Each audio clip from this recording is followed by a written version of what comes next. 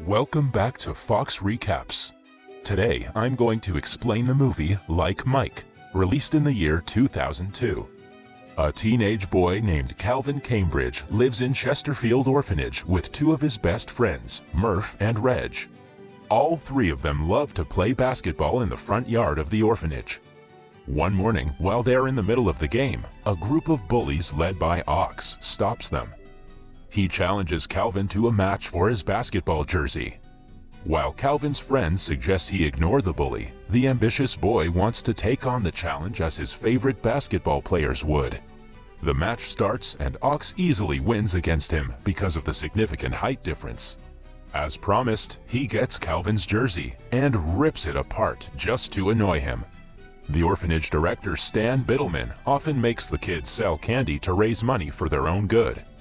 That night, they go to the home game of the NBA team, Los Angeles Knights, and sell candies outside the arena.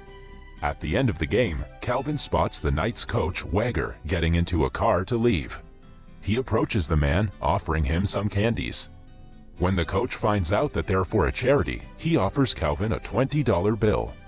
However, Calvin refuses to take it because he isn't sure if the money they collect really goes to charity. Impressed by the kid's honesty, Wagger offers him 4 tickets to the next basketball game. An overjoyed Calvin runs to Murph to tell him about the tickets. The next day, a group of couples comes to the orphanage looking for a child to adopt. At first, Calvin is hopeful, but he soon realizes the parents only want younger kids. Later, they are handed a box of donated clothes from the thrift store. Calvin gets his hands on a pair of shoes and tries them on. When he asks the nun about the shoes, she says that they belong to a famous basketball player. On checking, Calvin finds Michael B. Jordan's initials on it. Ox gets jealous of the shoes and takes them away. He ties the laces together and throws them in the air. To Calvin's disappointment, the shoes hang on the power cable. At night, a thunderstorm strikes. When everyone else is asleep, Calvin wakes up Murph and Reg to retrieve the shoes from the cable. They go outside in the heavy rainfall. Calvin somehow manages to climb a tree near the cable. He reaches for the shoes when suddenly lightning strikes right at them, making Calvin fall to the ground along with the shoes. Thankfully, he doesn't get seriously hurt. He notices that the shoes are charged with a weird force, but doesn't think much of it. The following day, the children go to the arena yet again to sell candies.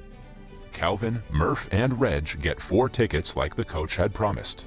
Ox and his group of friends see them and get jealous. The bullies threaten to tell Biddleman that they bought the tickets with the charity money. To keep him from creating trouble, Calvin offers Ox one of the tickets. The 4 of them then enjoy the game between the Knights and the Minnesota Timberwolves. During halftime, the team's star player, Tracy Reynolds, and one of the coaches take part in a halftime show intended to invite more audience members to the arena. One person from the audience will get a chance to go one-on-one with Tracy. To the group's surprise, Calvin's ticket number gets selected for the contest. When Ox finds out, he tries to snatch the ticket from his hands. Calvin somehow tricks him and runs to the front with his ticket.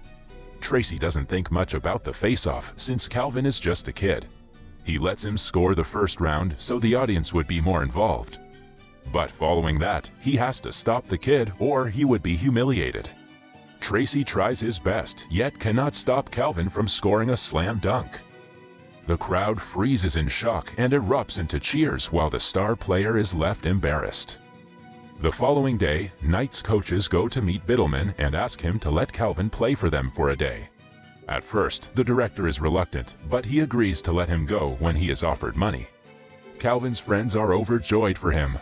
Ox, on the other hand, is furious. Since Calvin couldn't even win against Ox before he got the shoes, the kids deduce that the shoes are magical. They decide to keep it a secret so no one would try to take them away, but Ox hears them talk. The following day, Calvin enters the Knights' changing room, much to Tracy's annoyance. The teammates ask Tracy to brace himself because the kid is coming for his throne. Calvin is given a Knights jersey and a pair of new shoes that he has to wear. He asks the coach if he can wear his old shoes, but the coach doesn't care about the attire.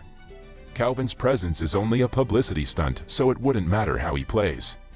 After the last match, Calvin's popularity has grown exponentially, which has, in turn, increased the audience in the arena. He doesn't get to play for the first half of the game. As their team is about to lose, he asks the coach to give him a chance. Although skeptical, he allows Calvin to play. Since he is not wearing his lucky shoes, Calvin is too nervous. To everyone's annoyance, he calls a timeout and runs to the locker room to change into his old shoes. On returning, he is much more confident. The kid efficiently helps his team to catch up with the opponent's points and makes them win. Following the match, he signs a contract to play with the team for the rest of the tournament.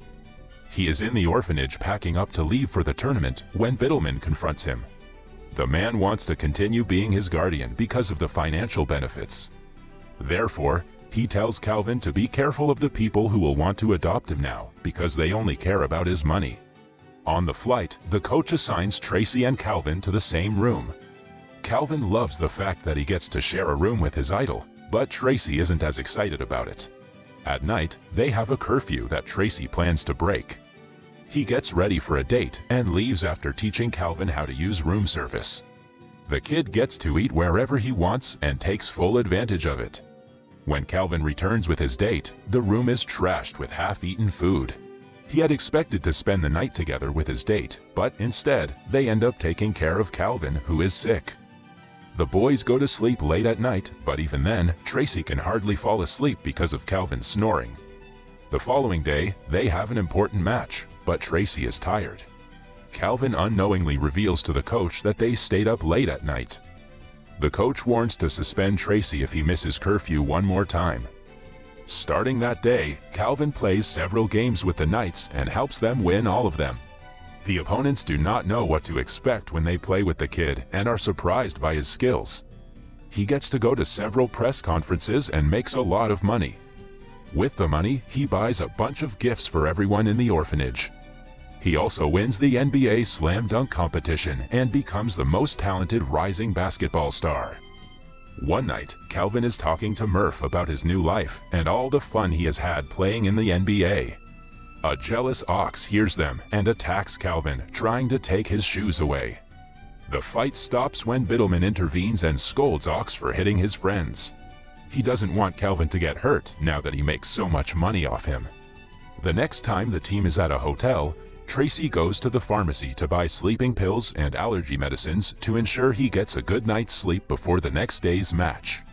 Calvin joins him for the ride, much to Tracy's annoyance. On their way, the kid inquires about Tracy's parents. He has found out that Tracy has a father with whom he doesn't talk. The idea is foreign to Calvin because he would do anything to have good parents. Tracy claims that he doesn't want to talk about his family and keeps driving. He doesn't pay attention when the cashier gives him the pills and takes a sleeping pill instead of an allergy one. Because of this, the man falls asleep before he can start the car and get back to the hotel. Calvin knows that if he misses the curfew, Tracy will be suspended. Hence, he drives the car back to the hotel, hitting several things on his way. The next day, Calvin is suspended for going on a joyride. Tracy feels bad that the kid got punished because of his mistake. Later at night, they're on the flight back when Tracy thanks Calvin for taking the heat to save him. Tracy has started to like the kid after spending some time with him. When Calvin returns to the orphanage, several people come in wanting to adopt him. Murph gets jealous because he wants the adults to want him as well. Since Biddleman doesn't want Calvin to get adopted, he chooses only the worst parents and arranges a meeting with them.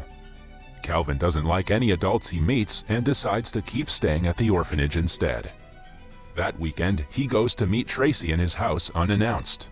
The kid is mesmerized by the size of the player's mansion. When asked why he is there, Calvin tells Tracy everything about Murph being upset, him not getting good parents, and a geometry test he has tomorrow. To solve the kid's problems, Tracy asks him to invite Murph over. While they wait, he teaches him geometry in a fun way so he wouldn't get bored. In the middle of it, they start playfully throwing paint at each other.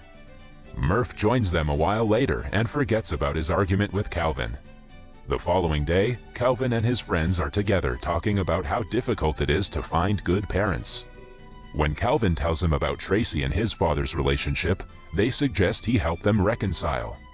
The next day, Calvin meets with Tracy's father and brings him to Tracy's house. The player is furious at Calvin for invading his privacy. They get into a massive argument about the matter. The next day, the Knights have a match against their biggest opponents, the Toronto Raptors, but Calvin and Tracy have still not resolved their differences. Because of this, they lose the match. The coach scolds the team for degrading their performances in such a crucial game. Now, they only have one last match which will decide if they will enter the playoffs or not.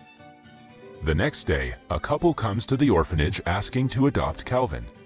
He is skeptical after several failed meetings, but Biddleman urges him to give them a chance.